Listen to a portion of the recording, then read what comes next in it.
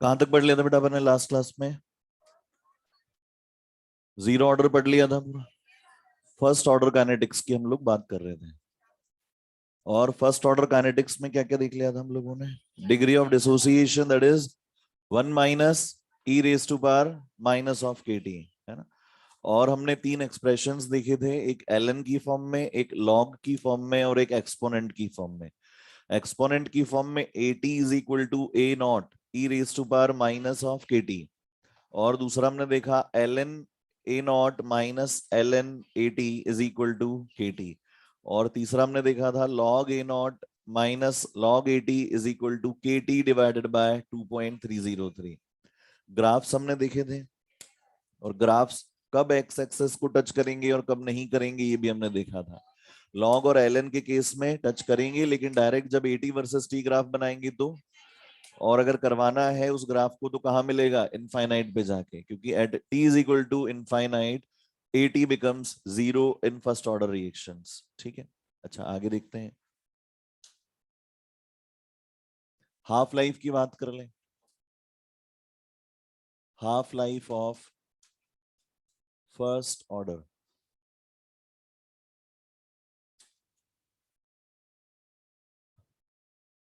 अब इसके अंदर अगर आप टी को टी हाफ पुट करेंगे तो बताओ ए टी किसके इक्वल आ जाएगा?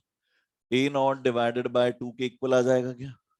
और इंटीग्रेटेड रेट एक्सप्रेशन क्या है? k is equal to 2.303 divided by t log of initial that is A not divided by remaining after T time that is 80।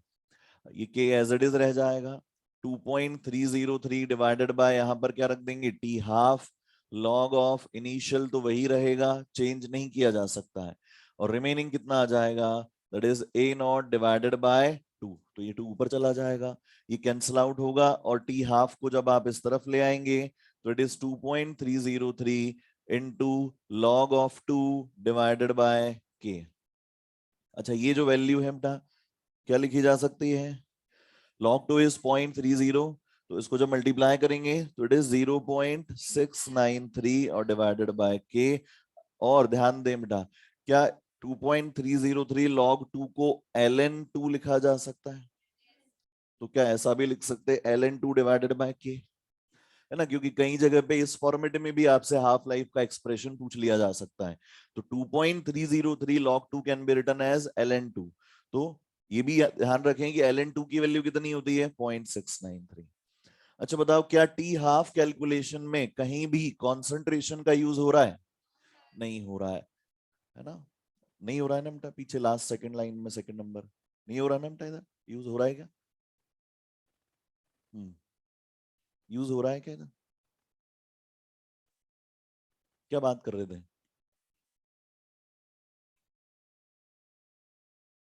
तो सुन ले बेटा, अभी तो लिखना ही नहीं कुछ भी, और नोटबुक में देख के थोड़ी बताने की बात थी, ये तो क्लास में सुन के बताने की बात थी, है ना। बैठो, यहां तक समझ में आ गई बात? ठीक है। अब अगर आपसे कहा जाए कि टी 3/4 निकालो, या इसी को क्या कहा जा सकता है? टी 75%। तो बताओ, डायरेक्ट सॉल्व करें। T 3/4 is equal to 2.303 divided by K log of initial is A naught. 3/4 खत्म हो गया तो बचा कितना? 1/4 बचा, मतलब क्या बोलेंगे? A not divided by 4 is remaining. A naught से ए नॉट कैंसिल आउट हो जाएगा। लॉग 4 को क्या लिखा जा सकता है? 2.303 इंटू 2 लॉग 2 लिखना चाहता हूं मैं, कोई दिक्कत है इसमें किसी को? डिवाइडेड बाय के, आप चाहें तो वैल्यू रख दें, log 4 की वैल्यू 0.6 रख दें, बट उससे जो डिजायर्ड एक्सप्रेशन है वो नहीं मिल पा रहा है। ध्यान दें, 2.303 log 2 बाय के को क्या लिखा जा सकता है? 0.693। या फिर हम कह सकते हैं क्या उसको टी हाफ लिख दें? ये जो पूरा एक्सप्रेशन है इसको टी हाफ लिखा जा सकता है, और मल्टीप्लाइड बाय क्या है? 2। तो 2 इंटू टी हाफ, टी 3/4 कितना आ गया? Double of half life time. या हम कह सकते हैं t 75% is equal to 2 times of T 50%, ऐसा कहा जा सकता है। कोई भी और फ्रैक्शन निकाल सकते हैं आप चाहें तो टी 1/4 निकाल लें, t1/4 जब कैलकुलेट करेंगे तो t1/4 is equal to 2.303 divided by k log of initial is a not, remaining will be 3a not divided by a not से a नॉट कैंसिल आउट होगा, तो आप क्या लिख सकते हैं 2.303 डिवाइडेड बाय k और log ऑफ 4/3। अब इसको तो कन्वर्ट नहीं कर सकते उन टर्म्स में, तो आप एज इट इज जो भी वैल्यू आएगी वो कैलकुलेट कर लेंगे, आपको क्या मिल जाएगा t1/4 मिल जाएगा। आप चाहें तो t 90% निकाल लें, है ना। तो परसेंटेज और फ्रैक्शन में ध्यान रखें एक चीज, है ना, बहुत ही छोटा सा पॉइंट है, समझ में आ रहा हो तो ठीक, अदरवाइज जैसे कर रहे हैं वैसे करते आ जाएंगे, उसमें भी कोई ट्रबल नहीं है। अगर आपको फ्रैक्शन पूछा गया हो जैसे t1/4, t1/8, t7/8, इस तरह से कोई फ्रैक्शन जब आप पूछ रहे हो तो इनिशियल को आप कितना रख सकते हैं 1, और यहां रिमेनिंग फ्रैक्शन रख दें।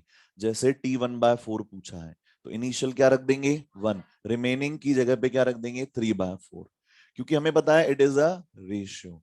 तो इनिशियल आप a नॉट रख रहे हैं और रिमेनिंग 3a0/4 रख रहे हैं, तब भी क्या हो रहा है a नॉट से a नॉट कैंसल आउट हो रहा है। तो फ्रैक्शन में इनिशियल 1 रख रहे हैं तो डायरेक्टली रिमेनिंग को क्या रख सकते हैं, रिमेनिंग फ्रैक्शन रखा जा सकता है। जरूरी नहीं है कि a नॉट की टर्म्स में रखा जाए, लेकिन जीरो ऑर्डर में जरूरी है। क्यों? क्योंकि वहां क्या हो रहा है, सब्ट्रैक्ट हो रहा है, वहां ए नॉट की टर्म इन्वॉल्व होगी, वो रेशियो नहीं है। तो वहां इनिशियल अगर आपको ए नॉट रख रहे हो आप इनिशियल, तो रिमेनिंग में ए नॉट की टर्म्स में ही आपको रखना है। इनिशियल को 1 और रिमेनिंग को रिमेनिंग फ्रैक्शन नहीं रख सकते, वहां पर आपको एग्जैक्ट वैल्यूज लेनी जरूरी है। लेकिन यहां पर आप डायरेक्टली फ्रैक्शन की बात कर रहे हो तो इनिशियल 1 ले लें, और जब परसेंटेज की बात कर रहे हो तो इनिशियल को 100 ले सकते हैं।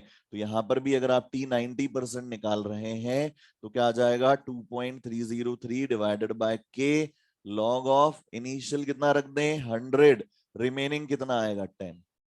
या फिर आप इसको ऐसे भी लिख सकते हैं t 90% is equal to 2.303 upon k log of initial को क्या रख दिया a नॉट। अच्छा, इनिशियल ए नॉट है, कितना कंज्यूम हो गया है 90%, मतलब 0.9 कंज्यूम हो गया, बचा कितना है 0.1, तो आप इसको रख सकते हैं 0.1 मल्टीप्लाइड बाय ए नॉट, ऐसे भी काम चल जाएगा।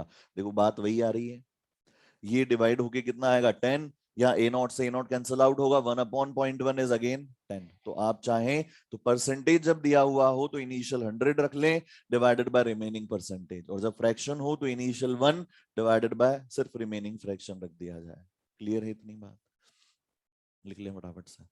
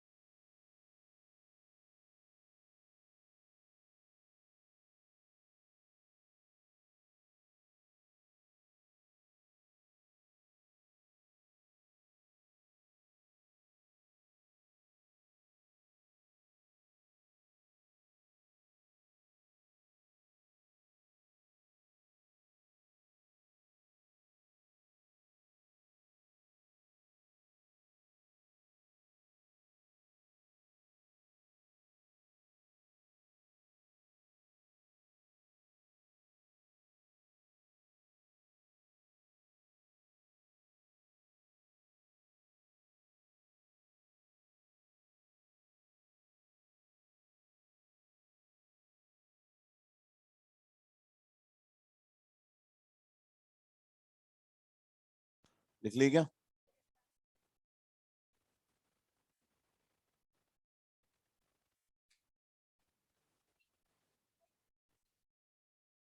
टी के 3/4 में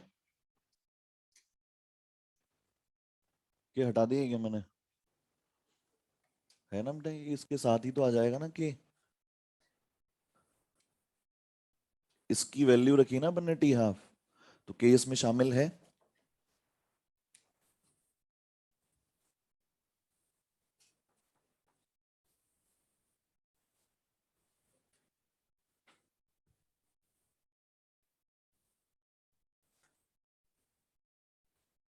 बड़े आगे।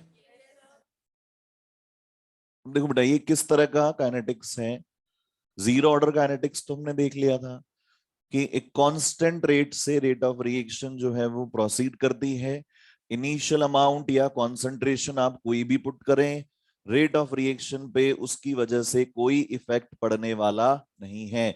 हाँ, जितना ज्यादा अमाउंट लेंगे हाफ कंज्यूम होने में और रिएक्शन कंप्लीट होने में उतना ही ज्यादा टाइम लगेगा, because T half is directly proportional to A naught, also T completion is directly proportional to A not.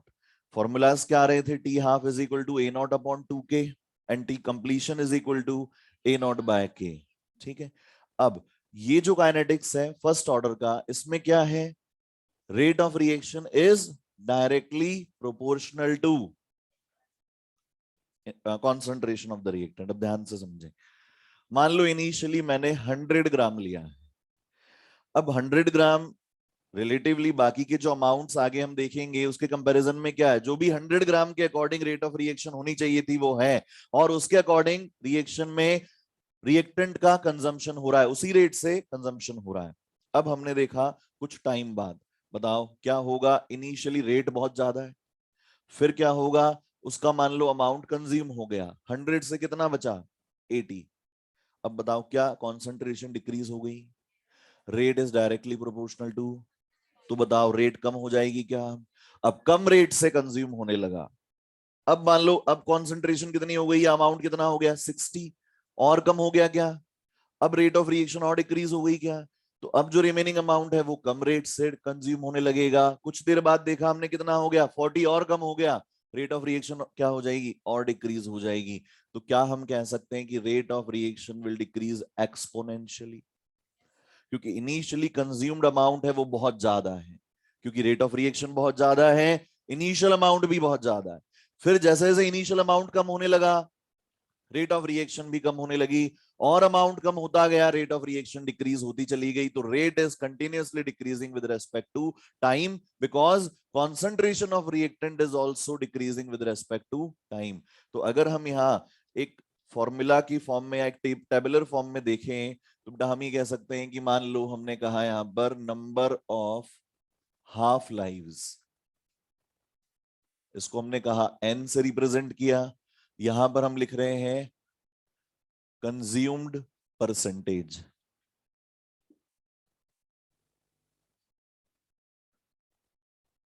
यहां पर हम लिख देंगे रिमेनिंग परसेंटेज।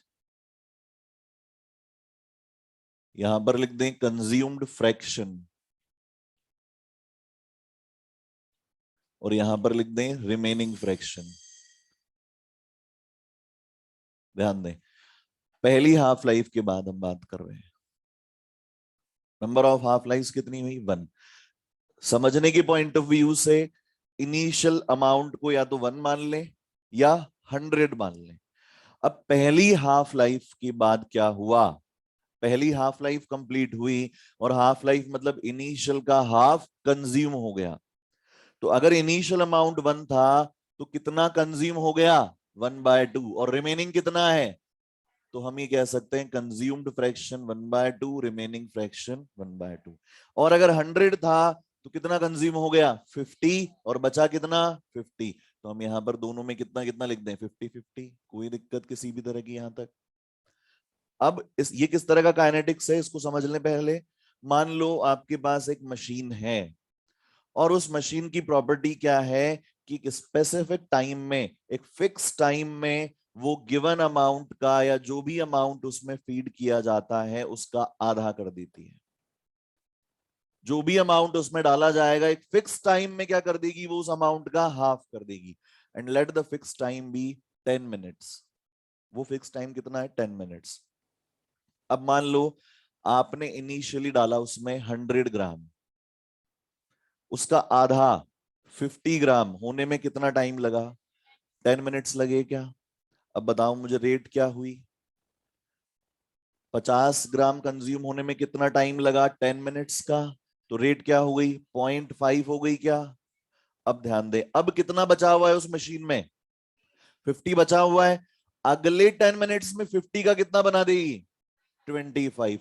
कितना कंज्यूम किया अगले 10 मिनट्स में, 25। What is the rate of reaction, 25 divided by 10, कितना आ गया, पहले 50/10 था, सॉरी 5 था, अब कितना है 25/10, दैट इज 2.5। अभी कितना बचा हुआ है उसमें, 25 बचा है। अगले 10 मिनट्स में कितना कंज्यूम कर लेगी, 12.5। 10 मिनट्स में कंज्यूम्ड अमाउंट कितना है, 12.5। रेट कितनी आ गई, 12.5/10, दैट इज 1.25। तो बताओ सबसे पहले रेट कितनी थी, 5, फिर 2.5, फिर 1.25। जैसे जैसे टाइम प्रोसीड कर रहा है, बताओ रेट ऑफ रिएक्शन कम होती चली जा रही है क्या। This is the first order kinetics. एक फिक्स टाइम इंटरवल में वो गिवन अमाउंट का हाफ कर देती है। तो जैसे जैसे टाइम प्रोसीड करता है, रिमेनिंग अमाउंट कम होता चला जाता है, कंज्यूम्ड अमाउंट भी गिवन टाइम में कम होता चला जाता है, रेट ऑफ रिएक्शन भी डिक्रीज होती चली जाती है। क्लियर है बात इतनी। या एक सिंपल सी बात कर लें कि बेटा मुझे मान लो वॉक करने के लिए बुला गया, ऑल्दो मैं मानूंगा नहीं बात, लेकिन फिर भी पहले 1 घंटे में मैंने 6 किलोमीटर कवर किया, फिर उसके थक गया बेटा, उसके अगले 1 आवर में 3 किलोमीटर और थक गया, उसके अगले 1 आवर में 1.5 किलोमीटर, और उसके भी अगले 1 आवर में पता नहीं सर बैठ जाऊं हो सकता है। तो क्या हुआ, इनिशियली 1 आवर में डिस्टेंस कवर्ड कितनी है, 6 किलोमीटर। उतने ही टाइम में अगर और आगे चले तो 3, और उतने ही टाइम में और आगे चलें तो 1.5। मतलब ये एक फिक्स टाइम इंटरवल है जिसके अंदर जो अमाउंट है वो क्या होता चला गया, डिक्रीज। अब बताएं यहां पर, अगर मान लो दूसरी हाफ लाइफ भी कंप्लीट हो गई, कितना बचा हुआ था, अब कितना खत्म हो जाएगा, 25 और खत्म हो जाएगा, बचेगा कितना, टोटल कितना खत्म हो गया शुरुआत से अब तक, 75। समझ में आ गई क्या, 50 तो पहले हो चुका था, 25 और हो गया, 75% कंप्लीशन। अच्छा इसका रिमेनिंग फ्रैक्शन कितना था, 1/2, कितना और खत्म हो जाएगा, इसका हाफ, 1/2 का हाफ 1/4, तो 1/4 खत्म हुआ, बचा कितना, 1/4 खत्म हुआ, बचा कितना, 1/4 ही बचा। अरे हाफ था, हाफ में से हाफ मतलब 1/4 खत्म हुआ, बचा कितना, 1/4। ओवरऑल बचा कितना, 1/4। ओवरऑल कंज्यूम कितना हो गया, 3/4। बचा कितना है, 1/4, और टोटल कंज्यूम कितना है, 1 - 1/4, दैट इज 3/4 इज कंप्लीटेड। ठीक है, फिर तीसरी हाफ लाइफ की बात कर ले, कितना बचा है, इसका आधा खत्म, 12.5 खत्म, और बचा कितना, 12.5, 87.5 पूरा खत्म हो, 100 में से माइनस कर लो इसको, इतना बचा है, बाकी का सारा खत्म हो गया। इधर 1/8 खत्म और 1/8 रिमेनिंग, तो ये कितना होगा, 7/8, 1 - 1/8 दैट इज 7/8। फिर चौथी हाफ लाइफ के बाद बात करें, ये कितना आ जाएगा, 6.25 खत्म और बचा कितना, 6.25। ओवरऑल कितना खत्म हो गया, 93.75 खत्म हो गया। इधर कितना आ जाएगा, 1/16, इधर कितना आएगा, 15/16। समझ में आ गई क्या। तो मतलब एक हाफ लाइफ में 50% खत्म, दो हाफ लाइफ में 75%, तीन में 87.5%, और 4 में 93.75% कंजम्पशन। और ऐसे ही एक और रिलेशन होता है, ऐसे तो मल्टीपल रिलेशंस आप कितने भी निकाल सकते हैं। T 99.9% is equal to 10 times of T 50% होता है। मतलब 10 हाफ लाइव्स लगेंगी तब कितना खत्म होगा, 99.9%, और 100% तो कभी खत्म होने वाला नहीं है। तो आपसे क्वेश्चन किया जाए सिंपल सा, किसी रिएक्शन को 75% कंप्लीट होने में, फर्स्ट ऑर्डर रिएक्शन को 75% कंप्लीट होने में 150 मिनट्स लगते हैं, तो उसको 87.5% खत्म होने में कितना टाइम लगेगा? 75% खत्म होने में 150 मिनट्स। तो 87.5% कंप्लीशन कितने टाइम में होगा?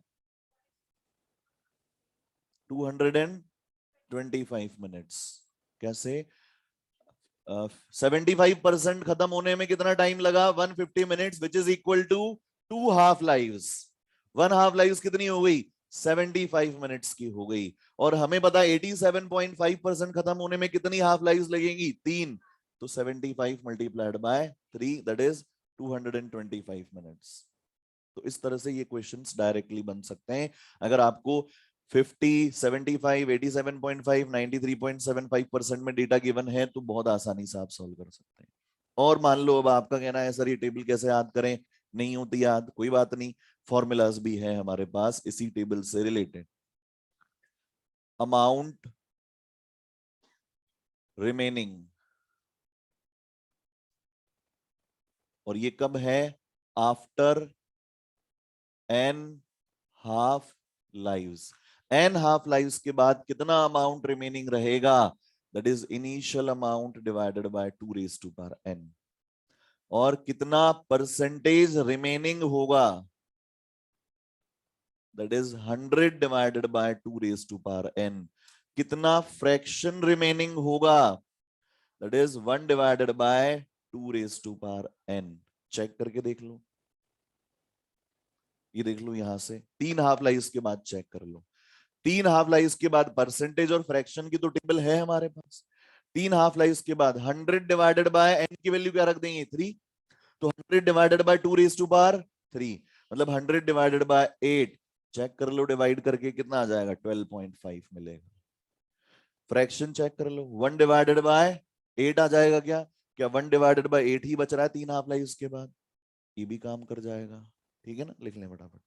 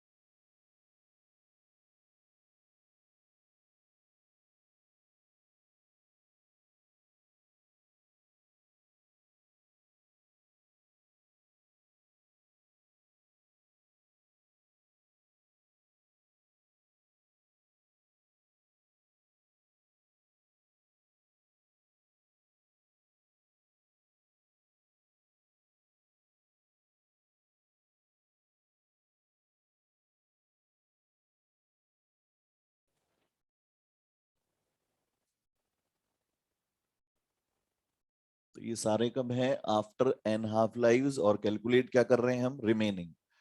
अच्छा, कंज्यूम्ड पता लगाने के लिए कोई अलग फॉर्मूलाज लिखने की जरूरत है क्या? नहीं है। परसेंटेज में क्या करेंगे? 100 में से माइनस। फ्रैक्शन में क्या करेंगे? 1 में से माइनस। और अमाउंट में क्या करेंगे? A0 में से माइनस कर लेंगे, तो आपको कंज्यूम पता लग जाए।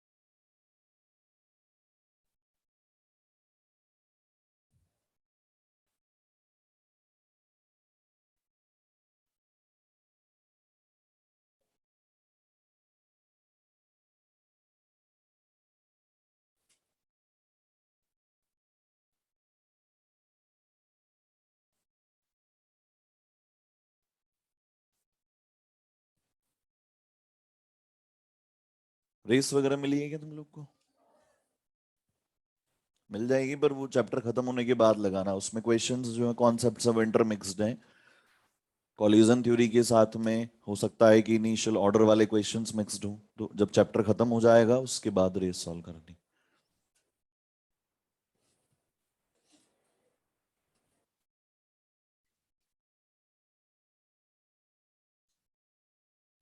लिख लिए सब? अच्छा बताओ, इनिशियल अमाउंट 20 ग्राम है, फर्स्ट ऑर्डर रिएक्शन है, 5 minute is the half life time, 1.25 ग्राम होने में कितना टाइम लगेगा बचने में? पेन वेन नहीं चलाना, ऐसे ही बताना है सोच के। Initial amount is 20 gram, 5 minute is the half life time, 1.25 बचने में कितना टाइम लगेगा? 20 मिनट्स। पहले 5 मिनट में 20 से 10, अगले 5 मिनट में 10 से 5, और अगले 5 मिनट में 2.5, और अगले 5 मिनट में 1.25। कितनी हाफ लाइव्स लग गई हैं? 4 हाफ लाइव्स लग गई हैं, हो जाएगा काम। ठीक है,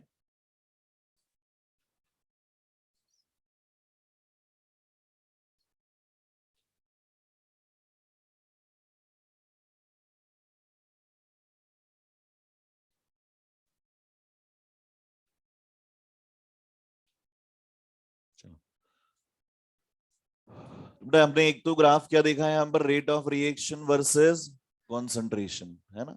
तो जितनी ज्यादा कॉन्सेंट्रेशन होगी उतनी ज्यादा रेट ऑफ रिएक्शन होगी। तो अगर ये रेट ले ली जाए और ये कॉन्सेंट्रेशन ले लें, जितना ज्यादा कॉन्सेंट्रेशन उतना ज्यादा रेट ऑफ रिएक्शन। बताओ इसकी स्लोप क्या आएगी?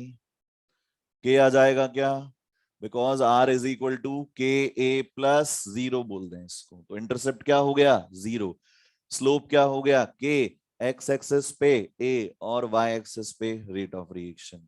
इसके अलावा हमने क्या देखा यहाँ पर? A T is equal to A not E raise to power minus of के टी। इसके लिए जब ग्राफ बनाया जाएगा तो यहाँ पर क्या प्लॉट करेंगे? A T versus T. ये कहां से शुरू होगा? ए नॉट से शुरू होगा और ये एक्सपोनेंशियली डिक्रीजिंग होगा, और ये कहां जाकर मिलेगा?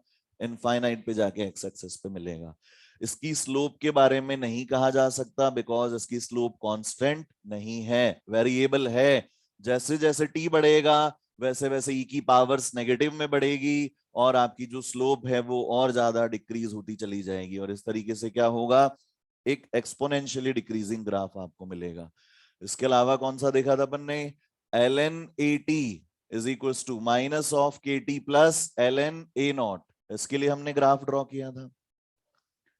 इसके लिए हमने कहा ये L N A T versus T graph हम ड्रॉ करेंगे, और ये शुरू कहां से होगा? एल एन ए नॉट से शुरू होगा और ये इस तरह से डिक्रीजिंग ग्राफ होगा। इसका स्लोप क्या आएगा? माइनस ऑफ के, और ये एक्स एक्सेस पे टच कर सकता है, क्योंकि जब ये एक्स एक्सेस पे टच कर रहा है मतलब एल एन ए टी क्या हो रहा है? Zero. L N A T मतलब 2.303 लॉग ए टी कितना हो रहा है? जीरो। 2.303 उधर जाएगा, again log a T zero, मतलब ए टी की वैल्यू क्या आ रही है? 1, जो कि पॉसिबल है। तो ये ग्राफ टच कर सकता है। और इसके अलावा हमने देखा था log 80 is equal to minus of K divided by 2.303 into T plus log of A naught. और ये ग्राफ जो होगा ये भी बिल्कुल ऐसा ही बनेगा जैसा ये बनाया है, बस फर्क क्या होगा? स्लोप बदल जाएगा। log 80 और ये क्या है? log ए नॉट, और ये डिक्रीजिंग ग्राफ होगा। इसका स्लोप आएगा minus of K divided by 2.303 and it can also touch this x axis. यहाँ पर क्या हो रहा है? log 80 की वैल्यू क्या हो रही है? जीरो। मतलब 80 कितना है? 1 मोलर। ये पॉसिबल है। क्लियर सबको? बनाए हुए हैं सब सारे ग्राफ अपन ने। T half versus A not कैसा ग्राफ बनेगा? T half versus A not कैसा ग्राफ बनेगा? स्ट्रेट लाइन ग्राफ बनेगा because T half is constant, it is independent of concentration. तो इसका जब ग्राफ बना लेंगे तो जो भी वैल्यू है this is T half versus concentration, एक स्ट्रेट लाइन ग्राफ मिलेगा। It is independent of the concentration. ठीक है, तो ये क्लियर हुआ फर्स्ट ऑर्डर में क्या हो रहा है, और जीरो ऑर्डर में दोनों में उल्टा पुल्टा काम है क्या? जीरो ऑर्डर में rate is independent while half life is directly proportional to concentration.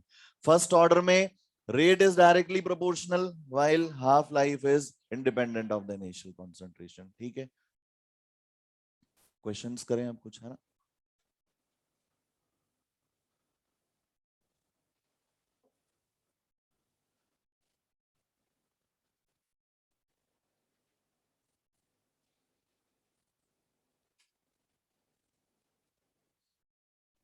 Degree of dissociation याद रखना है अपने को, है ना, भूलना नहीं।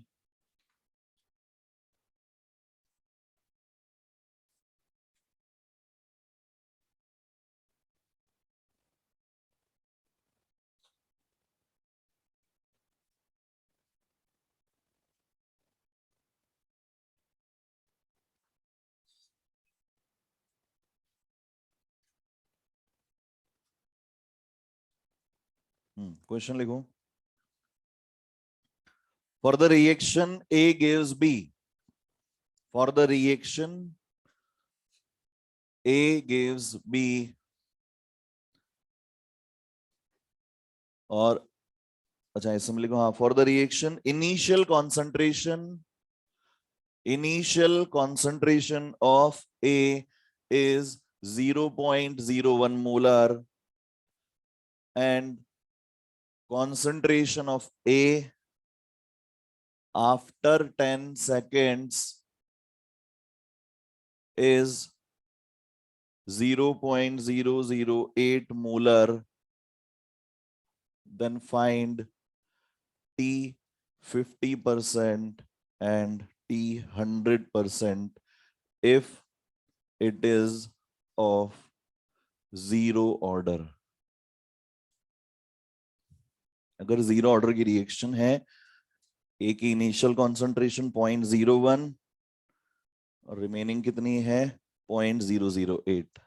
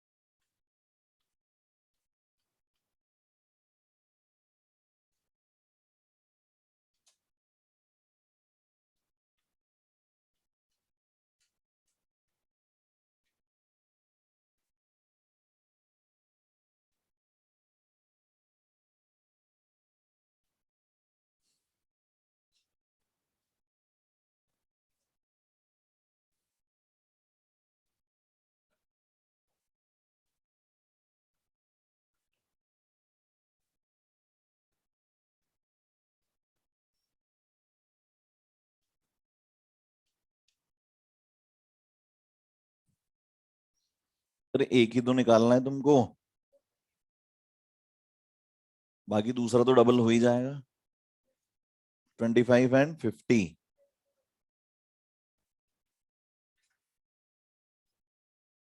कितने लोगों का आ गया 25 एंड 50? निकालो आराम से, गलती नहीं होनी चाहिए। पहला क्वेश्चन है, बोनी कर रहे हैं हम लोग, आंसर आना चाहिए सब लोग का, है ना?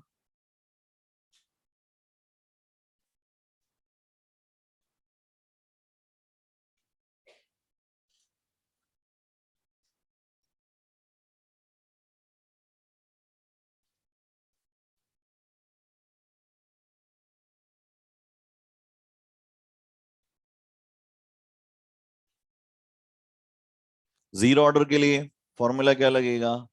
ए not minus A T is equal to के टी।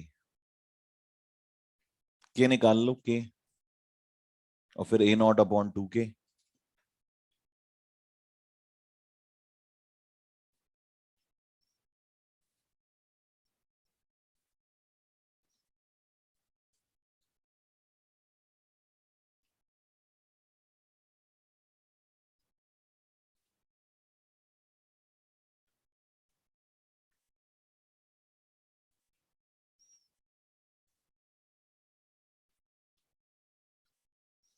देखो आपके जो वर्चुअल फ्रेंड्स हैं उनके बहुत जल्दी आंसर आ रहे हैं।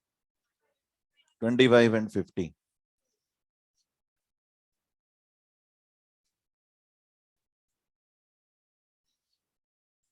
अगर 25 और 50 सही है, देन ऑब्वियसली 2.5 और any other value is not correct.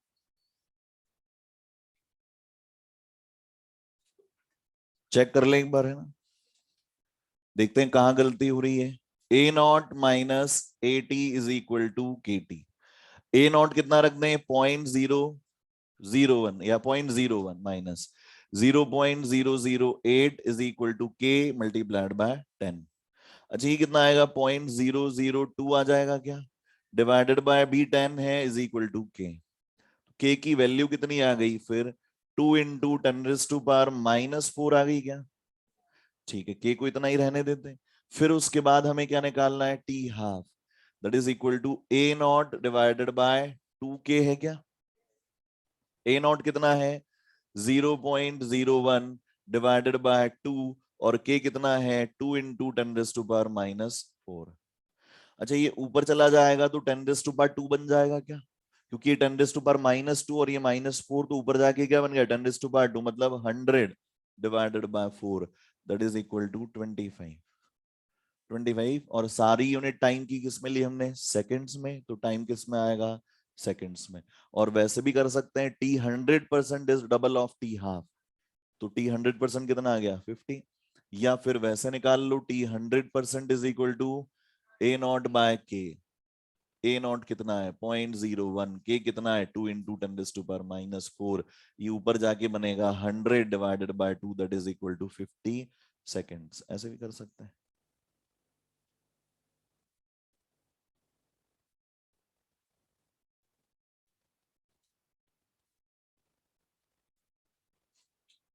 Proper formula लगा देंगे बेटा, और कहाँ क्या वैल्यू रखनी है ये सिर्फ पता लग जाए उसके बाद तो कैलकुलेशन यहाँ टफ नहीं होती है जीरो ऑर्डर और फर्स्ट ऑर्डर में।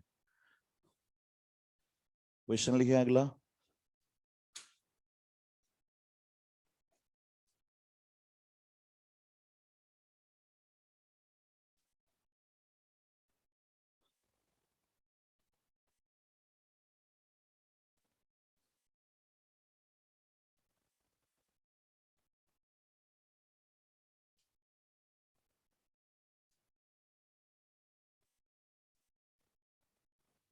For the reaction, concentration of reactant is 0.5 molar after 25 seconds. Then find out initial concentration of reactant, और K आपको दिया हुआ है 2 इंटू 10⁻⁻2 मोल पर लीटर पर सेकेंड। सॉल्व करके बताएं।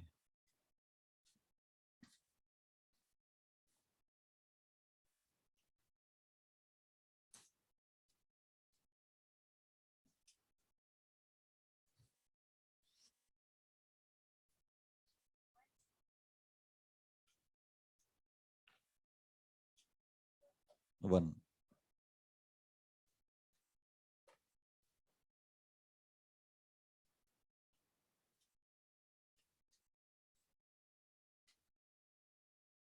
है ना, मिसिंग लग रहा है ना डेटा कुछ, मेरे को तो लग रहा है आंसर मिसिंग लग रहा है, डायरेक्ट बता दें। के की यूनिट से पता लगेगा ऑर्डर ऑफ रिएक्शन क्या है, जीरो ऑर्डर रिएक्शन, मोल पर लीटर पर सेकेंड।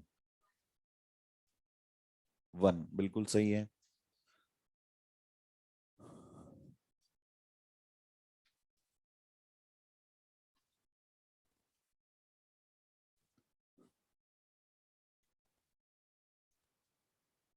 के पता है, ए टी पता है, टी भी पता है, सिर्फ क्या निकालना है, ए नॉट निकालना है, निकाल लेंगे। A not minus A T is equal to के टी। ए नॉट पता लगाना है, ए टी कितना है 0.5, के कितना है 2 इंटू 10⁻⁻2 और टाइम कितना है 25। 25 इंटू 2 50, 50 इंटू 10⁻⁻2 0.5, ये -0.5 उधर जाके प्लस हो जाएगा। A naught is equal to 1 molar, initial concentration will be 1 molar.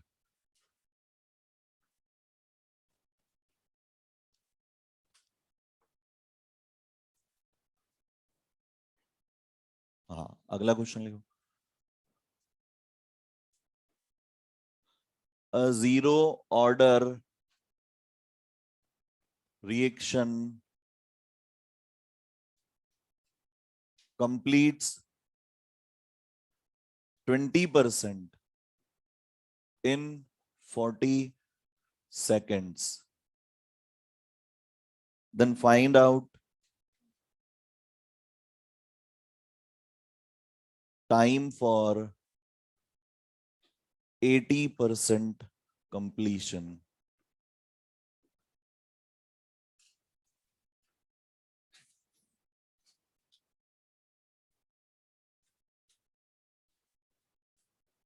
अब तक तो आंसर आ जाना चाहिए था, ये क्वेश्चन लिखा है जिसका।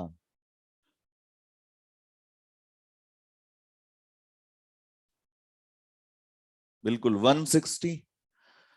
अरे 20% कितने टाइम में कंप्लीट हो रही है? 40 सेकेंड्स में।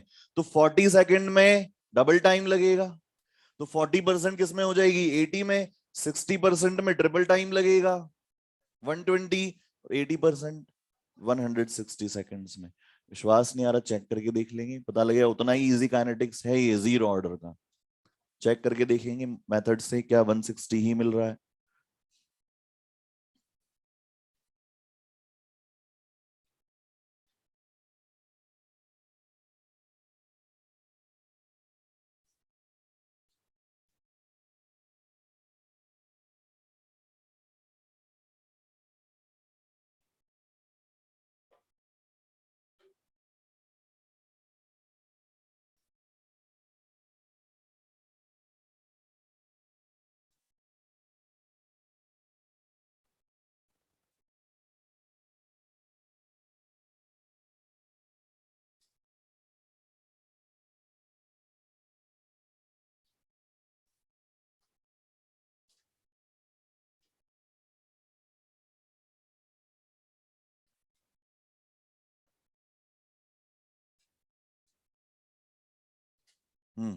कितने लोगों को आ गया है आंसर?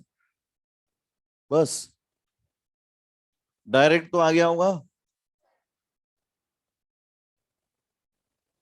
बाकी के लिए क्या करो, दो एक्सप्रेशंस बना लो, है ना। फॉर्मूला क्या यूज में लेना है? जीरो ऑर्डर रिएक्शन है, A not minus A T is equal to के टी। तो इनिशियली ए नॉट को ए नॉट ही रहने दें। 80 कितना परसेंट कंप्लीशन हुआ? 20%। Then remaining will be 80%। तो क्या लिख दें? 0.8 A naught K as it is रहने दें। टाइम कितना लगा? 40 सेकंड का। बताओ, पहली इक्वेशन बनाने में कोई दिक्कत? 20% कंप्लीशन के लिए। और किसके लिए चाहिए हमें? 80% कंप्लीशन के लिए। तो इनिशियल तो वही रहेगा। 80% कंप्लीट हो गया, बचा कितना? 20%। मतलब कितना? 0.2 ए नॉट बच गया इज इक्वल टू के वही रहेगा, टी पता लगाना है। दोनों को डिवाइड कर दो। ऊपर क्या मिलेगा? 0.2 A not divided by 0.8 A naught. K से के कैंसल आउट, ये 40 divided by T. A naught से ए नॉट कैंसल आउट, ये 1/4। तो T is equal to 40 multiplied by 4, that is equal to 160 seconds. क्योंकि हमें पता है रिएक्शन एक कांस्टेंट रेट से चल रही है, तो 20% कंप्लीट होने में अगर 40 सेकंड का टाइम लग रहा है, तो 40% में 80, 60% में 120 और 80% में 160। कंप्लीशन टाइम, कंप्लीशन टाइम बताओ कितने देर में रिएक्शन खत्म हो जाएगी? एक और 20% में 100% कंप्लीशन हो जाएगा क्या? 200 सेकंड हो जाएगा क्या कंप्लीशन टाइम? नहीं समझ में आ रहा है तो पूछ लो भाई, तो फिर वो शुरू कर दो उधर वाला।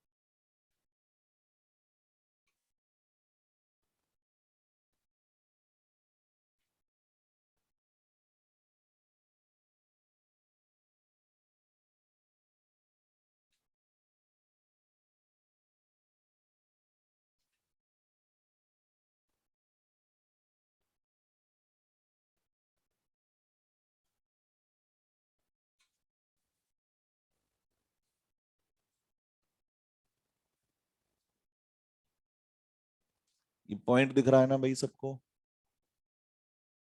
अब दिख रहा होगा।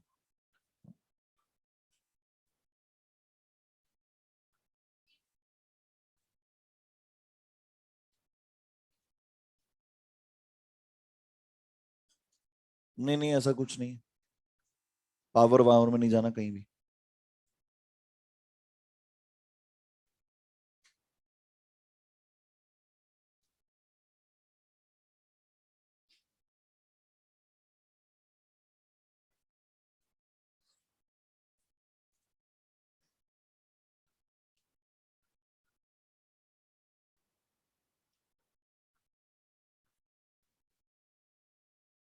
हम्म,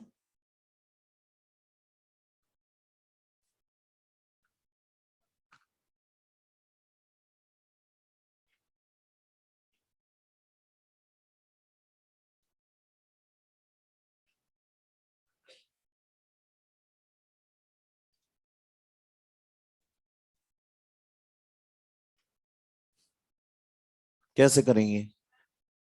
1200, 1200 कितने लोगों का आ गया है? Very good. रिएक्शन लिख देंगे बेटा यहाँ पर, NH3 का डिकम्पोजिशन कर देंगे, क्या बना देंगे? 2NH3 gives N2 plus 3H2। इसका अमाउंट कितना है? और वैसे इसकी जरूरत ही नहीं है रिएक्शन लिखने की, है ना। 5 लीटर कंटेनर में है तो सीधा बताओ ए नॉट कितना है? 3.4 डिवाइडेड बाय 17 डिवाइडेड बाय 5। बताओ, 3.4 तो मास है, 17 इज द मोलर वेट, तो डिवाइड करके मोल आए और फिर वॉल्यूम से डिवाइड किया तो मोलैरिटी मिल रही है। बताओ 0.04 आएगा क्या? ये कितना आएगा? 0.2 डिवाइडेड बाय 5 इज 0.04 मोल पर लीटर इज द कॉन्सेंट्रेशन। और के की वैल्यू दे रखी है क्या? कौन से ऑर्डर की रिएक्शन है? जीरो ऑर्डर की रिएक्शन है, बस हो गया काम। A not minus A T is equal to के टी। ए नॉट कितना है? 0.04। अच्छा, कितना रिमेनिंग है? 60% डिकम्पोजिशन हो गया, फिर बचा कितना? 40%। मतलब इसका कितना बचा? 40%, मतलब 0.4 इंटू 0.04 इज इक्वल टू के कितना है? 2 इंटू 10⁻⁻5 इंटू टी पता लगाना है। तुम बताओ यहां से 0.04 और इसका 40%, मतलब इसको मल्टीप्लाई करेंगे कितना मिलेगा? 0.016। 0.016 को इसमें से माइनस कर देंगे, कितना मिलेगा? 0.024 मिल रहा है क्या? Is equal to 2 into 10⁻5 multiplied by T. तो टी इज इक्वल टू, इसको लिखते हैं अपन 24 इंटू 10⁻³ डिवाइडेड बाय 2 इंटू 10⁻⁻5। ये -5 ऊपर आके +5 बनेगा। ये कितना हो गया? 2400 divided by 2 that is equal to 1200। 1200 seconds will be the answer.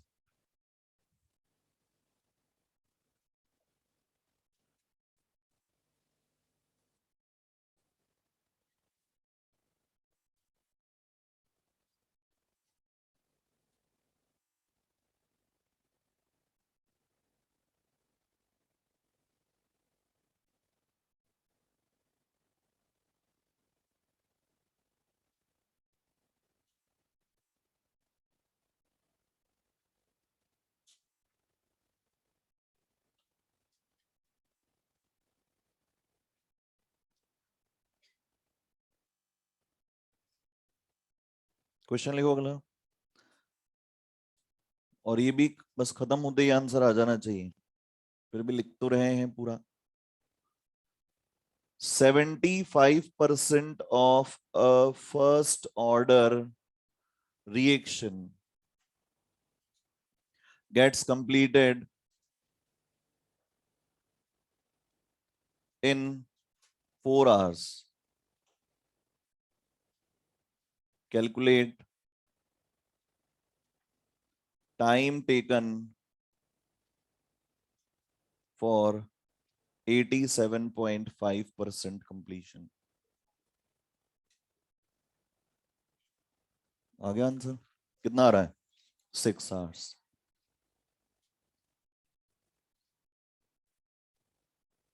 First order है, मतलब 75%, मतलब डबल ऑफ टी हाफ, मतलब कितना टाइम? 4 hours। तो 4 hours में 2 हाफ लाइफ टाइम्स हो गए, एक हाफ लाइफ टाइम 2 hours का। और 87.5% मतलब 3 half lives, that is 6 hours।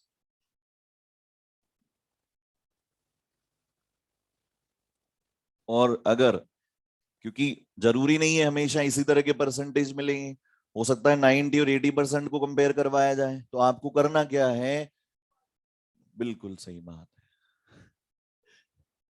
t is equal to क्या लिख देंगे यहाँ पर 2.303 divided by k log of initial that is a not divided by remaining 80। पहले वाला डेटा क्या दिया हुआ है, 4 आवर्स लगे, 2.303 अपनी जगह पे, k अपनी जगह पे, log ऑफ इनिशियल परसेंटेज की बात कर रहे हैं, इनिशियल क्या रख दें 100, रिमेनिंग कितना रख देंगे 25, बिकॉज 75% कंप्लीटेड, रिमेनिंग इज 25।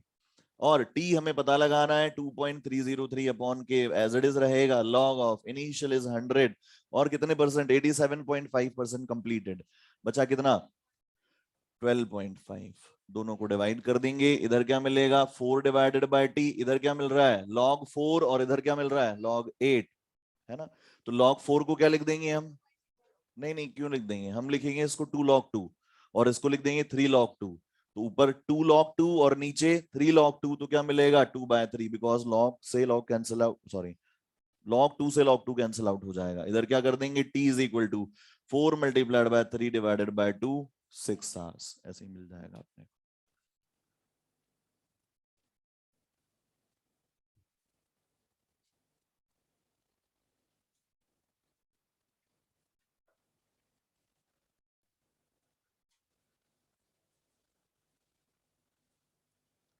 तो जैसे कि आपको इस क्वेश्चन में पूछा गया है, find t 15/16 divided by t 7/8 for first order reaction,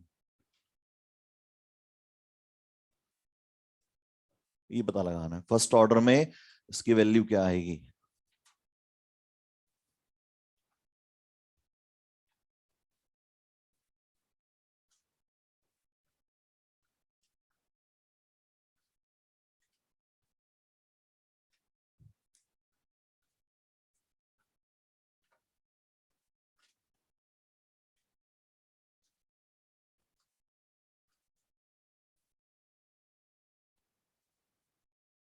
4/3 is the right answer, बढ़िया कर रहे हो बेटा तुम लोग।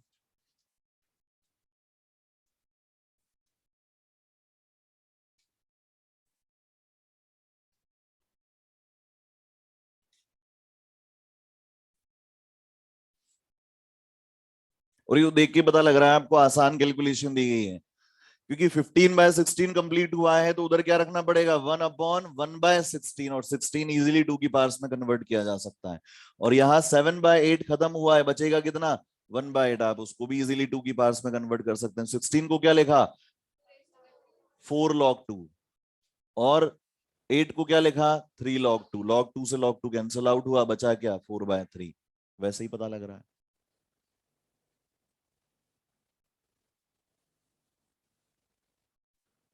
देखो t 15/16 के लिए एक्सप्रेशन लिखा 2.303 divided by k, log of initial is 1, remaining is 1 divided bye 16, इसी को यहीं पे लिख देते हैं 2.303 अपॉन k log ऑफ, या 16 को क्या लिख दें अपन 4 log 2, दैट इज t 15/16, ये पहला एक्सप्रेशन हो गया। और सिमिलरली दूसरा कितना है 7/8, 2.303 divided by k, log of initial is 1, fraction की जब बात कर रहे हैं, रिमेनिंग कितना आएगा 1/8, तो ये 1/8, और इसको लिखा हमने 2.303 divided by k, again 3 log 2, और ये t 7/8, डिवाइड कर दो, रेशियो क्या आ जाएगा 4/3, मतलब this is equal to 4/3।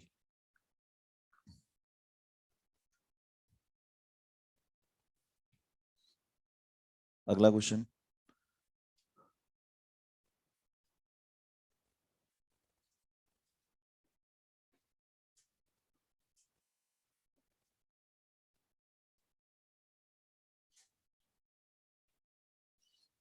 for the first order reaction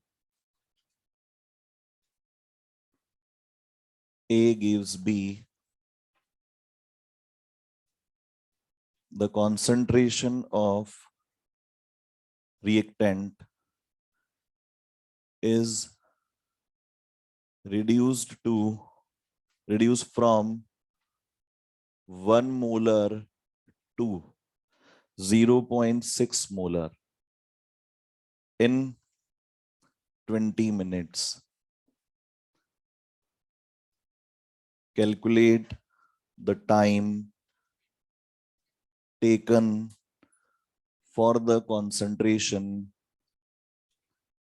of reactant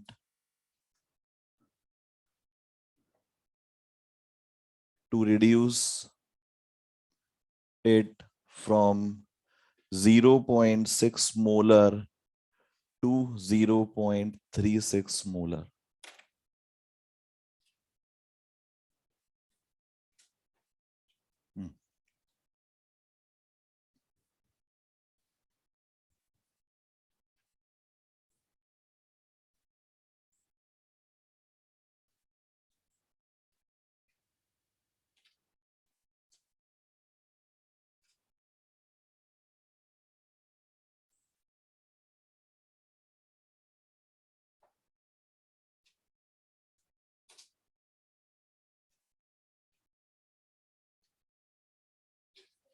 same लगेगा, बिल्कुल सही बात है।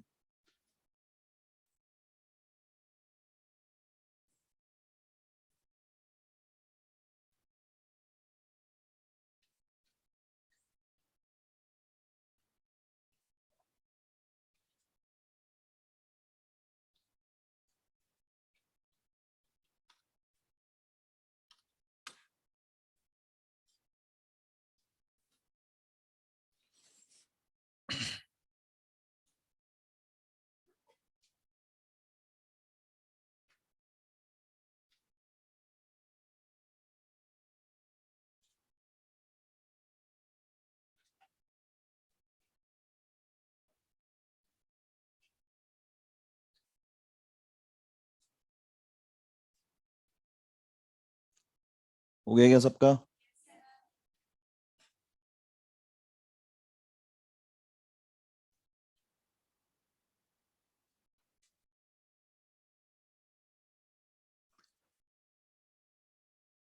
कौन से ऑर्डर की रिएक्शन है? फर्स्ट ऑर्डर की, तो रिलेशंस वही काम में ले लेंगे बेटा। और आप देखें यहां पर तो 1 मोलर से 0.6 मोलर होने में कितना परसेंट कंप्लीशन हो गया? 40% कंप्लीशन हो गया।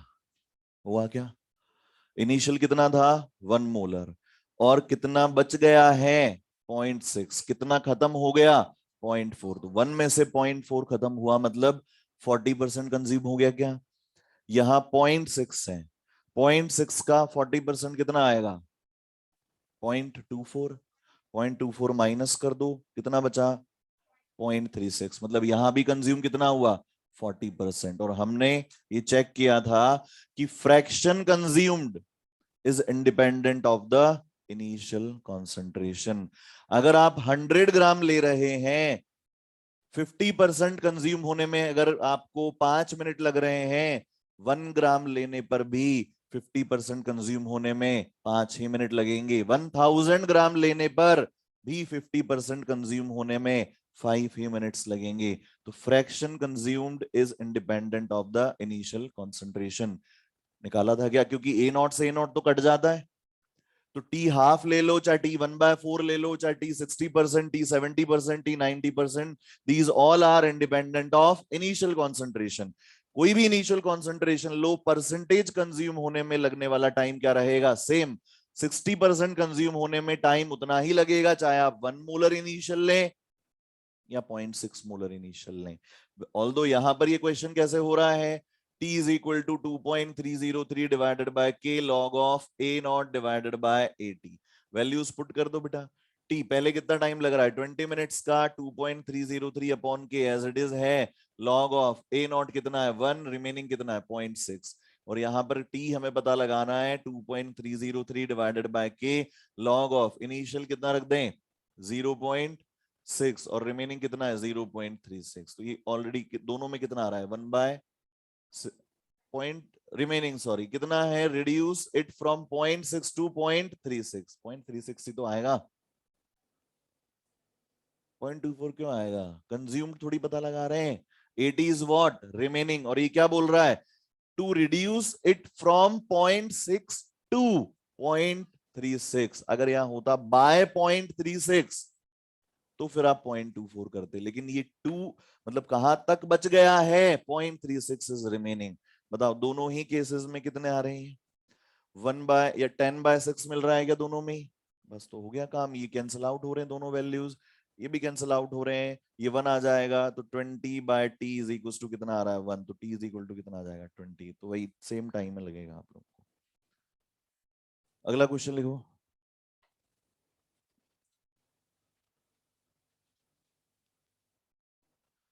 अगर t हाफ कितना है 80 सेकेंड्स है,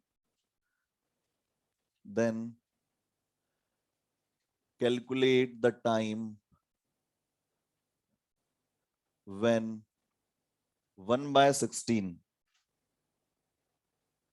part of reactant is left in first order reaction।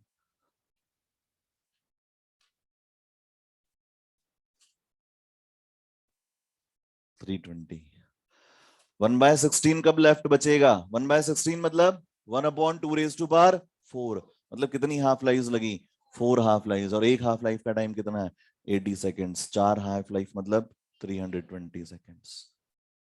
नहीं आ रही बात समझ में?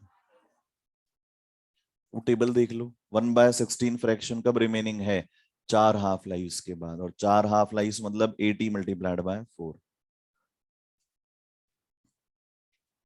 फॉर्मूला से कैसे होगा, फॉर्मूला से कैसे होगा, के कितना आएगा 0.693 डिवाइडेड बाय टी हाफ, यही होता है relation 0.693 divided by T half, because T half is equal to 0.693 upon K, तो फिर K is equal to 0.693 upon T half दिया हुआ है, क्या निकाल लिया के, और उसके बाद में T is equal to 2.303 upon K log of initial upon remaining.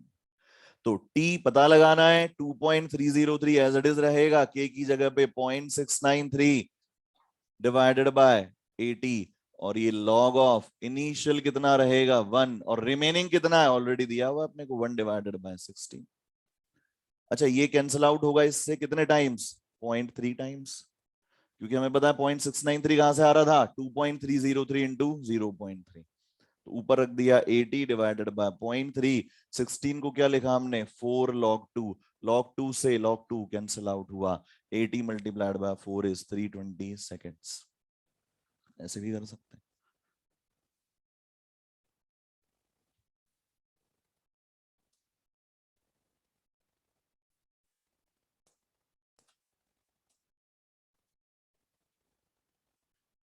अब एक बढ़िया क्वेश्चन दे दें, ये भी बढ़िया ही थे सारे।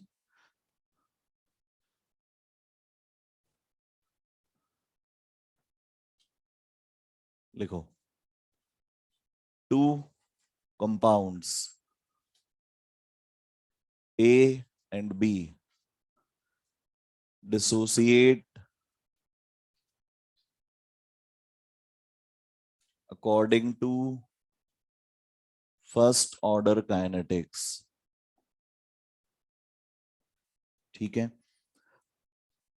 T half of compounds A and B are 54 and 18 seconds respectively if initial concentration of A and B is equal, then find out the time when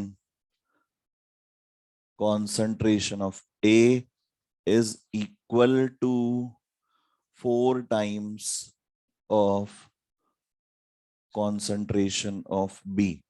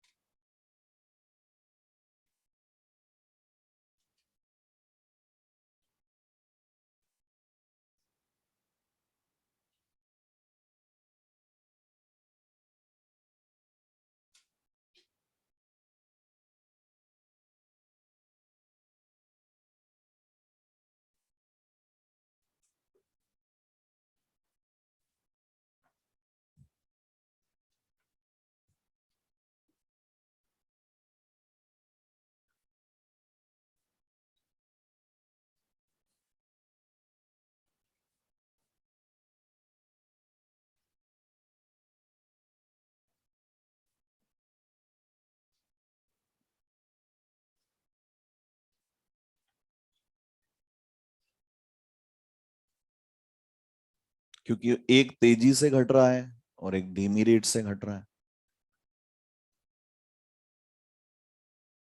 एक 54 सेकंड में हाफ हो रहा है और एक 18 सेकंड्स में ही हाफ हो रहा है।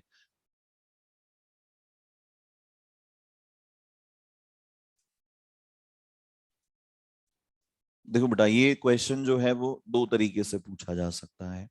एक तो जैसे पूछा गया है वैसे, और अगर यहाँ डेटा में स्लाइट वेरिएशन भी कर दिया गया तो फिर गड़बड़ हो जाएगी, है ना। तो आसान वाला तरीका तो मैं तुम्हें अभी बता रहा हूँ, और मुश्किल वाला तरीका है वो तुम्हें असाइनमेंट में दे रहा हूँ करने के लिए, है ना। तो आसान वाले तरीके से समझ लेते हैं। हालांकि मैं सॉल्व करवाऊंगा, ऐसा नहीं है कि भी तुम लोगों को मुश्किल वाले तरीके से अगली क्लास में नहीं समझाऊंगा, समझाऊंगा, लेकिन पहले कोशिश आपको करके आनी रहेगी। अभी देखो, जब भी इस तरह का क्वेश्चन आए नीट में जब आ रहा है तो ये सोच के चलना है कि आसान क्वेश्चन ही होगा, and let's make a hit and trial. मान लो कि एक एक हाफ लाइफ तो पूरी करी होगी, तो इनिशियली ए नॉट की कंसंट्रेशन को भी हमने ए माना, और बी नॉट मतलब बी की इनिशियल कंसंट्रेशन को भी ए माना, क्योंकि कहा गया है initial concentration of A and B are equal. तो ये ए के लिए शुरू किया और इधर से बी के लिए शुरू किया। और बताओ कितना, 54 सेकेंड्स और 18 सेकेंड्स हाफ लाइफ टाइम है। तो बेटा बी की एक हाफ लाइफ पूरी करवाएं, तो मान लो बी ने 54 सेकेंड्स कंप्लीट कर लिए, कितना बच गया, a/2 बच गया क्या। ए ने पहली हाफ लाइफ कंप्लीट की 18 सेकेंड्स, कितना बचा, a/2। एक और हाफ लाइफ कंप्लीट की 18 सेकेंड्स की, कितना बचा, a/4। और एक और हाफ लाइफ कंप्लीट की 18 सेकेंड्स की, कितना बचा, a/8। टोटल कितना टाइम कंप्लीट कर लिया इसने, 54 सेकेंड्स। उसने भी कितना कंप्लीट कर लिया, 54 सेकेंड्स। तो अगर हम कंपेयर करें 54 सेकेंड्स के बाद ये कितना है, a/2, और ये कितना है, सॉरी वो कितना है, a/8, और ये कितना है, a/2। और क्या बोला गया है, when concentration of A is equal to 4 times of B. कुछ गड़बड़ करी है क्या, नहीं तो मैं अभी कर दूंगा, बोलो। यहाँ ए का कितना है, 54, और बी का 18। कोई बात नहीं बेटा, ये क्या चेंज कर देना अपन ने, ठीक है, कोई बात नहीं, ठीक है। यहां से ले लिया हमने, इसको बी ले लिया, this is B naught concentration of B, and this is concentration of A. तुम्हारे समझ में आ गई क्या, गलतियां पकड़ने के अलावा तो सारा काम हो रहा है ना यहाँ पे। इनिशियली कितना है इसका, ए, और इसका भी ए है। इसने 54 सेकंड्स और इसने भी 54 सेकंड्स पास किए, ये कितना बचा, a/8, और ये कितना बचा, a/2। कंपेयर करके देख लो क्या डिजायर्ड कंडीशन मिल रही है, concentration of A is 4 times of concentration of B. तो आंसर क्या आएगा, 54 सेकंड्स। 54 सेकंड्स के बाद ऐसा होगा कि कॉन्सेंट्रेशन ऑफ ए जो है, यहाँ concentration of A T is equal to 4 times of concentration of B T. Check करके देखें ए टी कितना है, a/2 is equal to 4 times of B, that is a/8। वही कितना आएगा, दैट इज a/2। मतलब सिंपली क्या किया हमने, एक हाफ लाइफ निकाली है किसकी, जिसका हाफ लाइफ टाइम ज्यादा है। अब समझ पा रहे हो तुम लोग यहाँ पे कि अगर हल्का सा डेटा में गड़बड़ हुई, और फिर हमारे बस की बात नहीं लग रही है, लेकिन है, ये क्वेश्चन आसान है, बस थोड़ा सा टेक्निक हमें लगाना पड़ेगा। या तो चाहे तो आप वो वाला मेथड लगा लें, integrated rate expression for first order A और बी दोनों के लिए लगा लें, है ना। या फिर कौन सा मेथड लगाया जा सकता है, हाफ लाइफ वाला मेथड लगाया जा सकता है। और इवन जो हमने पढ़ा था, remaining concentration after N half lives, that is to A naught upon 2^n, वो मेथड भी लगाया जा सकता है। तो आपको ये चेक करना है कि हिट एंड ट्रायल के अलावा सिस्टमेटिकली इसको सॉल्व कैसे किया जाए, है ना। तो ये तुम्हारे असाइनमेंट का पार्ट है। अगला क्वेश्चन लिखो।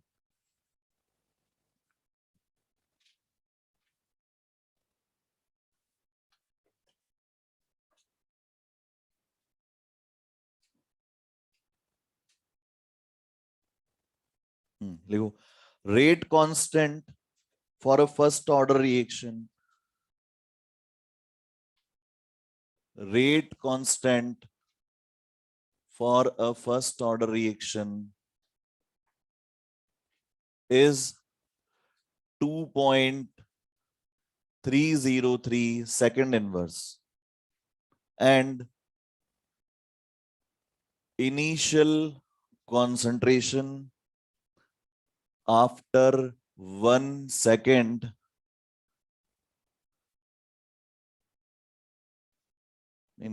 initial concentration of reactant is 1 molar, of reactant is 1 molar.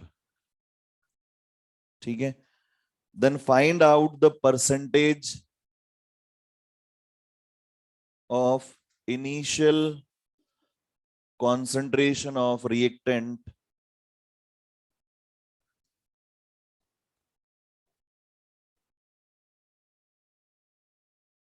that convert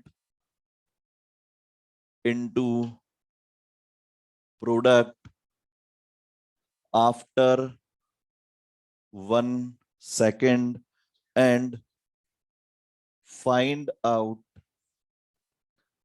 the rate of reaction at that time. Find out the rate of reaction at that time. Phone आ रहा है बेटा, solve करेंगे इसको। अच्छा, उधर वाला क्वेश्चन जो है वो अपन कल करेंगे डिस्कस क्लास के अंदर, है ना, तो उसके पहले ऐसे परेशान होने की जरूरत नहीं, कल डिस्कस करने से पहले तक।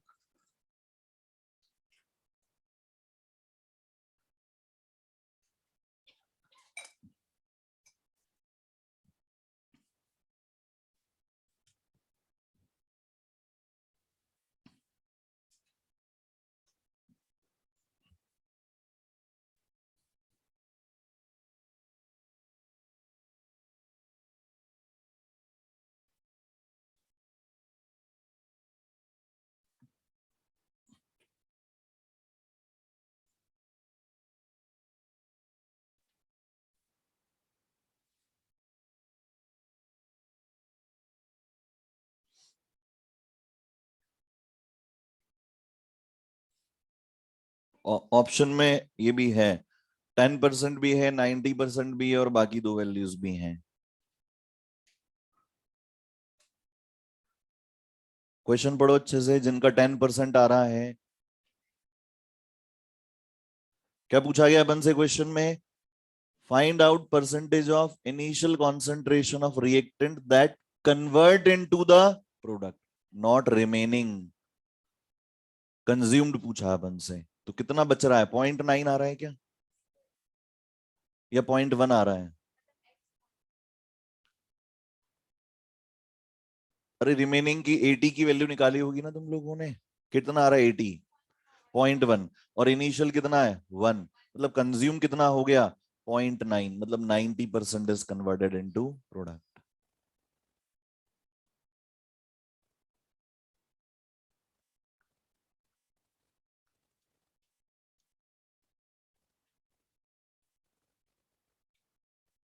तो K is equal to 2.303 divided by T log of A naught divided by AT। K कितना है? 2.303, और ये 2.303 डिवाइडेड बाय टाइम कितना है? 1 सेकेंड, लॉग ऑफ इनिशियल कितना है? A नॉट इज 1 और AT हमें पता लगाना है। ये उधर चला जाएगा और डिवाइड होके कितना आएगा? 1 is equal to log 1 upon AT। दोनों तरफ एंटी लॉग ले लें तो ये क्या आ जाएगा? 10⁻1, और ये 1 अपॉन AT। तो AT कितना मिल रहा है? 0.1 मोलर, दैट इज रिमेनिंग। और कंज्यूम्ड पता लगाने के लिए क्या करेंगे? इनिशियल माइनस रिमेनिंग, मतलब 0.9 इज कंप्लीटेड आउट ऑफ 1, मतलब 90% कंप्लीटेड। और क्या बोला गया है? And find out the rate of reaction at that time. That time का मतलब क्या है? उस टाइम पे जितनी कॉन्सेंट्रेशन होगी वो पुट कर दो रेट लॉ में, तो उस टाइम पे आपको क्या मिल जाएगी, rate of reaction, and it is a first order reaction. तो R is equal to K A raise to power 1 होता है। के की वैल्यू कितनी है, 2.303, और उस टाइम पे ए कितना है, 0.1 है, तो ये कितना आएगा, 0.2303 second inverse, that will be the rate of reaction at that time. Second order है क्या,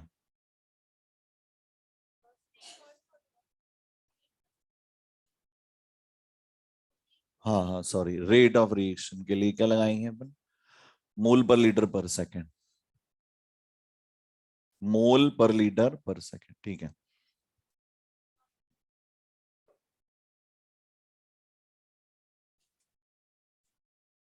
that will be the average rate of reaction for the duration, initial से लेकर और वहां तक की। आपसे क्या पूछा गया है, एट दैट टाइम, तो उस पर्टिकुलर टाइम पे आपसे पूछा गया है, तो उस पर्टिकुलर टाइम पे जो कॉन्सेंट्रेशन होगी वो रख देंगे, तो उस टाइम पे क्या रेट ऑफ रिएक्शन है वो आ जाएगी, है ना।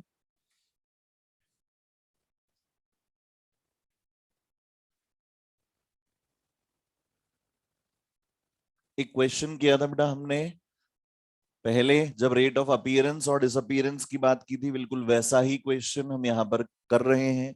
तब भी कहा था मैंने कि ये आएगा जब आप फर्स्ट ऑर्डर काइनेटिक्स पढ़ेंगे तब।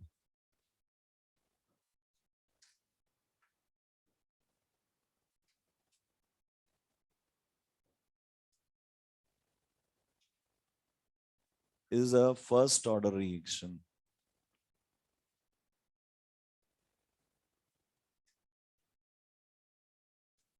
it is a first order reaction with initial pressure P naught, and after time t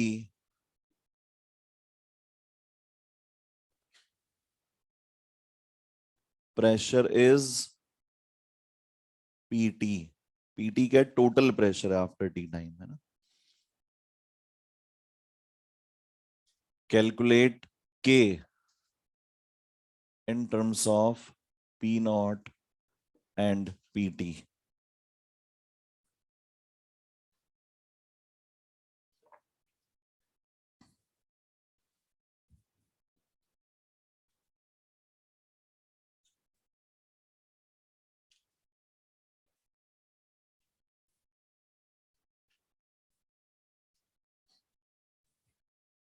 मतलब एक एक्सप्रेशन आएगा, वो एक्सप्रेशन आपको बताना है।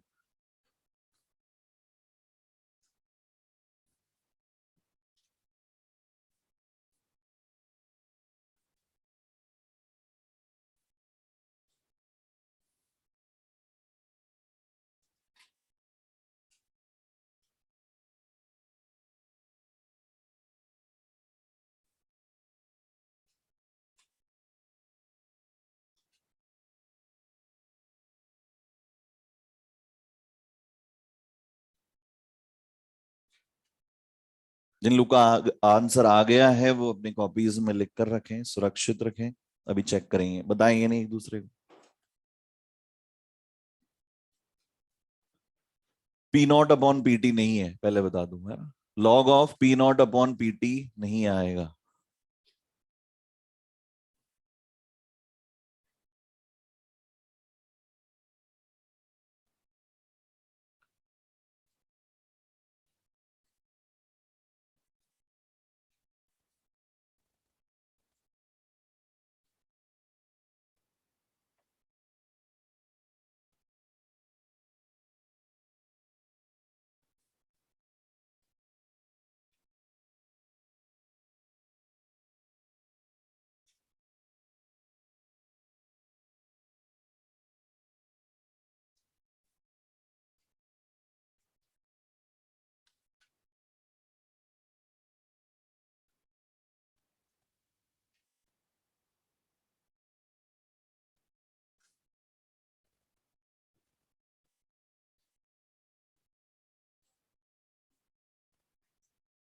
P not upon 2 P not minus PT, कितने लोगों का आया, बाकी भी कर ले बेटा, वही तरीका है जो पहले अपन ने काम में लिया है, बस एक्स नहीं दिखना चाहिए अपने को। किसकी टर्म्स में लिखना है? पी नॉट और पीटी। एक्स तो डिफाइंड ही नहीं है कि यहाँ पे क्या है, तो रिएक्शन लिख देंगे A gas gives two B gas plus C solid. T is equal to 0 पर पी नॉट 0 0, और after T time P naught minus x, और ये 2x, और ये तो 0 ही रहेगा। तो P naught minus x plus 2x किसके इक्वल है? पीटी के इक्वल। तो यहां से x कितना आ जाएगा? PT minus P not. X की वैल्यू यहां पर पुट कर दें, और ये माइनस की गड़बड़ करते हैं बेटा, सभी लोग करते हैं। इस पूरे एक्स के लिए माइनस लगा हुआ है, तो माइनस अंदर जाएगा फिर ये, है ना। तो यहां पर लिखेंगे हम P naught minus P T minus P naught, और P naught minus P T plus P naught. ये क्या बन गया? 2p naught minus P T. This is the remaining after T time, and this is initial. तो फिर क्या लिखेंगे? K 2.303 upon T log of initial is p naught, and remaining after t time is 2p naught minus pt.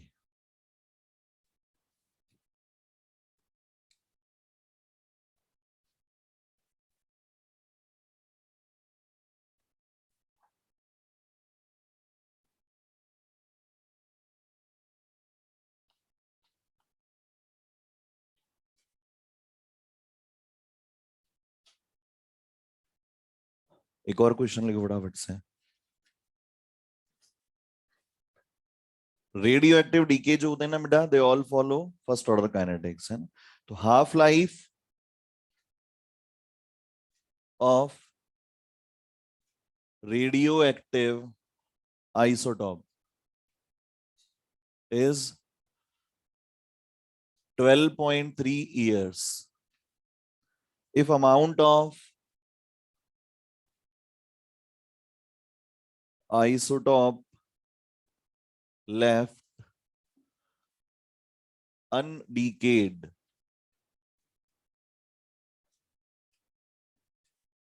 after 49.2 years is 3 gram, then find initial mass of isotope। तो इसका initial mass बताना है आपको।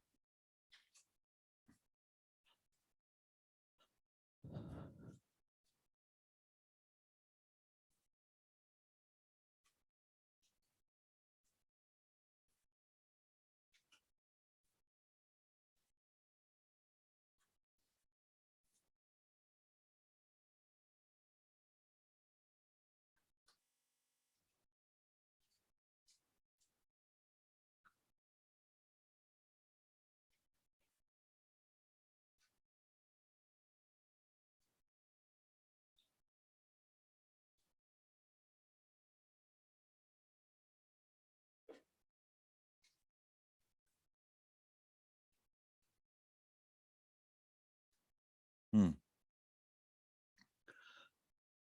क्या direct कर सकते हैं क्या इसको केवल देख के? हो जाएगा क्या? 12.3 years is the half life time, और 49.2 years। बताओ कितने से मल्टीप्लाई कर रहे हैं 12.3 को? 4 से। मतलब कितनी हाफ लाइफ पास कर दी हैं? 4 हाफ लाइफ पास कर दी हैं। तो वैसे चलते जाओ कि 4 हाफ लाइफ के बाद कितना बचा है? 3 ग्राम। 3 हाफ लाइफ के बाद कितना बचा होगा? 6 ग्राम। 2 हाफ लाइफ के बाद कितना बचा होगा? 12 ग्राम। 1 हाफ लाइफ के बाद कितना बचा होगा? 24 ग्राम। और इनिशियली कितना रहेगा फिर? 48 ग्राम्स। या फिर amount remaining after n half lives is equal to initial amount divided by 2 raised to power n, where n is number of half lives। तो a नॉट कितना आ गया फिर? 3 multiplied by 16, that is equal to 48 grams।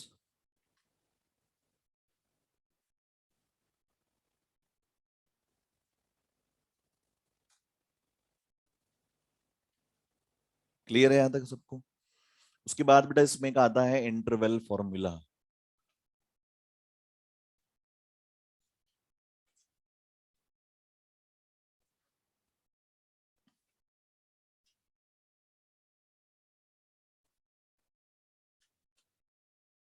देखो interval formula की वैसे कोई जरूरत नहीं है अलग से। जैसे इसमें क्वेश्चन किस तरह से बनता है, फॉर एग्जाम्पल आपसे कहा गया इन अ फर्स्ट ऑर्डर रिएक्शन, कोई फर्स्ट ऑर्डर की रिएक्शन ध्यान से समझ लें कब अप्लाई होगा और ये अलग तरीके का क्वेश्चन क्यों है। कोई फर्स्ट ऑर्डर रिएक्शन है और उसमें कहा गया कि after 10 seconds, after 10 seconds rate of reaction कितनी है, मान लो कितनी कोई भी वैल्यू ले लो रैंडमली, 0.06 मोल पर लीटर पर सेकेंड है और 20 सेकंड के बाद में रेट ऑफ रिएक्शन कितनी आ गई, लेट से 0.04 मोल पर लीटर पर सेकंड आ गई और आपसे पूछा गया find the rate constant for the reaction या find the half life time for the reaction. तो आपको क्या करना रहेगा उस केस में, वो चीज हम यहां पर देख रहे हैं। तो आपको क्या दिया हुआ है, टाइम दिया हुआ है और क्या दिया हुआ है, 0.06 is the rate of reaction, है ना, ये रेट है, रेट ऑफ रिएक्शन। तो बेटा आपको इस तरीके के क्वेश्चन में क्या करते हैं, रेट लॉ एक्सप्रेशन लिख देते हैं, R is equal to K A raise to power 1 होता होगा और हमें कौन सी रेट दी हुई है, पहली वाली रेट, के तो वही है सेम रिएक्शन के लिए, टेम्परेचर और कैटलिस्ट तो नहीं मिलाया गया है।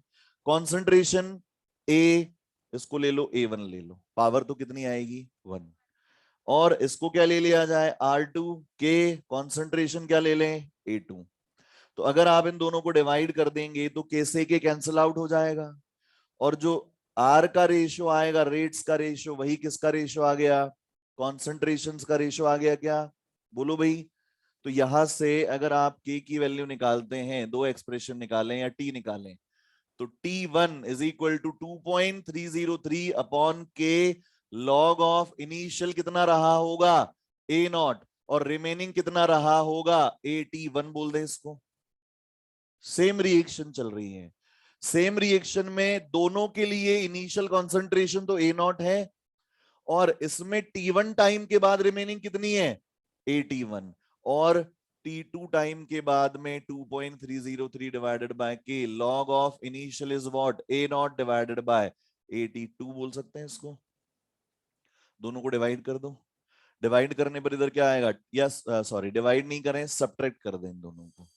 सब्ट्रैक्ट करने पे क्या होगा, 2 - 1 कर दें, LHS में क्या मिलेगा T2 - T1 और RHS में क्या मिलेगा 2.303 डिवाइडेड बाय के कॉमन आएगा और इधर क्या लिख देंगे log A0 divided by AT2 minus of log A0 divided by AT1, ये हमने ब्रैकेट लगा दिया था, ठीक है। अब इधर देखो इसको क्या लिख दें, T2 - T1 ही रहने दो, ये 2.303 डिवाइडेड बाय के और log A minus log B is equal to log A upon B।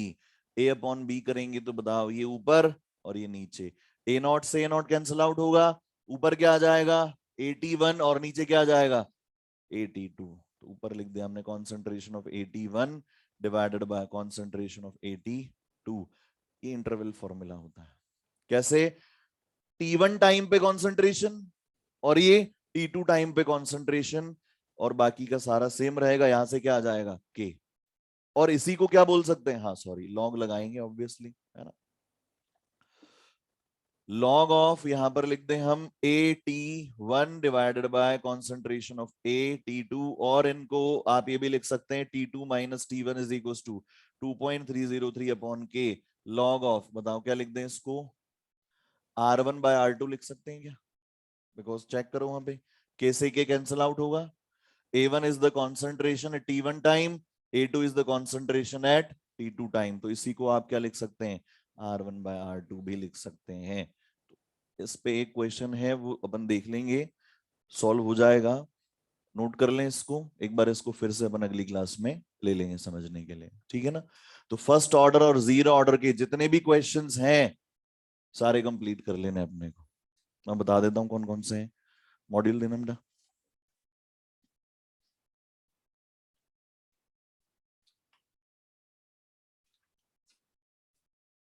Question number 77 तक कंप्लीट कर लेने बेटा आपको, है ना। तो इसमें कोई सेकंड ऑर्डर या nth ऑर्डर का आता है वो रहने देना, बाकी के कंप्लीट कर लेने। Up to question number 77 in exercise 1, 2 और 3 में ढूंढ ढूंढ के करने, है ना। चलो थैंक यू।